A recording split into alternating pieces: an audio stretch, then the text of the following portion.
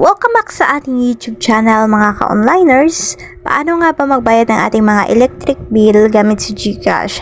So unang-una i-click natin yung bills section ng ating mga GCash and then make sure mga ka-onliners na meron tayong copy ng ating mga billing statement. Click natin yung utilities or electricity. Ayan. And then dito naman hanapin nyo yung electric cooperative na meron sa lugar nyo. Ayan. So, nasa South Cotabato tayo kaya Socoteco 1. Ayan. And then, pag na-click nyo yung Socoteco 1, anything na electric cooperatives, dito mag-i-start tayo na mag-fill up ng ating mga bill. Okay? So, unang-una, magkano ba yung amount ng babayaran natin? So, ito yung bill natin. So, kokopyahin natin yung exact amount with cents kasi napaka-importante nito. Okay? And then, yung biller's reference number natin, kung nakikita nyo dito sa ilalim, yung my bill reference number na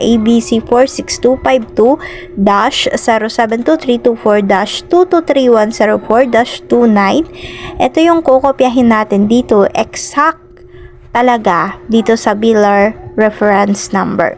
Okay? So, if ever na napilapan nyo na, i-double check nyo, baka may isang number na mali. So, para maiwasan natin yung tinatawag na error. Okay? So, after that, dito naman sa surname and first name, syempre, sa billing statement natin, may nakalagay dito, okay?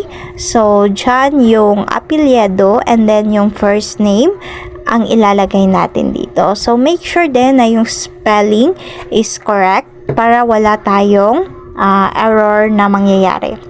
And then, after nating ma-enter, syempre, maglalagay tayo ng email address dito sa ilalim. So, yung GCash email address na lang yung ilalagay natin kasi magsisend lang naman si GCash sa atin ng confirmation.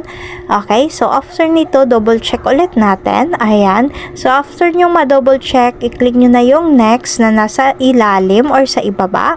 Then, dito naman, ipapa-double check pa sa atin. So, tingnan natin yung ang amount. May service fee na 10 pesos and then yung biller's reference number tsaka yung pangalan and then yung email address. If ever na kumpleto at tsaka walang mali, so hindi na natin kailangang i-edit pa. So i-click na natin itong confirm na nandito sa ilalim mga ka-onliners. So pag na-click mo na yung confirm, automatic madideduct ito sa ating mga GCash balance and then after nito may matatanggap tayo na resibo. So, pwede nyo nang screenshot or pwede din namang tingnan natin sa ating mga email address. Ayan. Dito naman sa email address mga ka-onliners, tingnan lang natin yung GCash bills payments. Ayan. So, after nito, na may confirmation na, ibig sabihin pumasok na yung ating binayaran sa ating mga electric cooperative. Thank you for watching and see you sa next pa nating mga video tutorial.